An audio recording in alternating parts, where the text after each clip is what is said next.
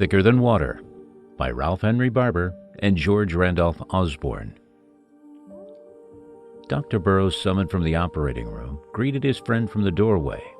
"Sorry, Harry, but you'll have to go on without me. I've got a case on the table that I can't leave. Make my excuses, will you? There's still an hour. I'm early and can wait," replied the visitor.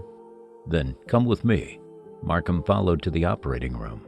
White-walled, immaculate, odors of stale ether and antiseptics. On the table lay the sheeted form of a young girl. Only the upper portion of the body was visible, and about the neck, wet red-stained bandages were bound. "A strange case," said the surgeon.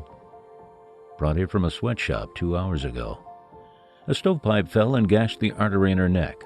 She's bleeding to death. Blood's supposed to be thicker than water, but hers isn't, poor girl. If it would clot, she might pull through. Or I could save her by transfusion. But we can't find any relatives, and there's mighty little time." The attending nurse entered. "The patient's brother is here," she announced, "and he's asking to see her." The surgeon's face lighted. "Her brother? What's he like?" "About 20, doctor. Looks strong and healthy." "See him, nurse. Tell him the facts. Say his sister will die unless he'll give blood to her. Or wait." He turned to Markham. "Harry, you do it. Persuasion's your line. Make believe he's a jury. But put it strong, old man. And hurry. Every minute counts." The boy was standing stolidly in the waiting room, only the pallor of his healthy skin and the anxiety of his clear eyes hinting the strain. Markham explained swiftly, concisely. "Dr. Burroughs says it's her one chance," he ended. The boy drew in his breath and paled visibly. "You mean Nell'll die if one don't swap his blood for hers?" "Unless the blood she's lost is replaced." "Well, quit beefing," interrupted the other roughly. "I'm here, ain't I?" When he entered the operating room, the boy gave a low cry of pain, bent over the form on the table, and pressed his lips to the white forehead. When he looked up, his eyes were filled with tears. He nodded to the surgeon. Doggedly, almost defiantly, he submitted himself.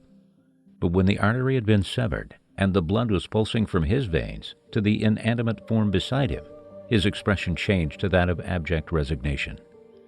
Several times he sighed audibly, but as if from mental rather than bodily anguish. The silence became oppressive.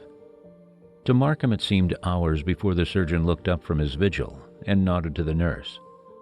Then, "You're a brave lad," he said cheerfully to the boy. "Your sacrifice is won." The boy, pale and weak, tried to smile. "Thank God," he muttered. Then, with twitching mouth, "Say, Doc, how soon do I croak?" "Why, not for a good many years, I hope." The surgeon turned frowningly to Markham. "Didn't you explain that there was no danger to him?" "I'm afraid I didn't," stammered Markham. "I was so keen to get his consent." Do you mean that he thought—" The surgeon nodded pityingly and turned to the lad. You're not going to die," he said gently. "You'll be all right tomorrow. But I'm deeply sorry you've suffered as you must have suffered the past hour. You were braver than any of us suspected." "Oh, that's all right," muttered the boy. "She's my sister, ain't she?"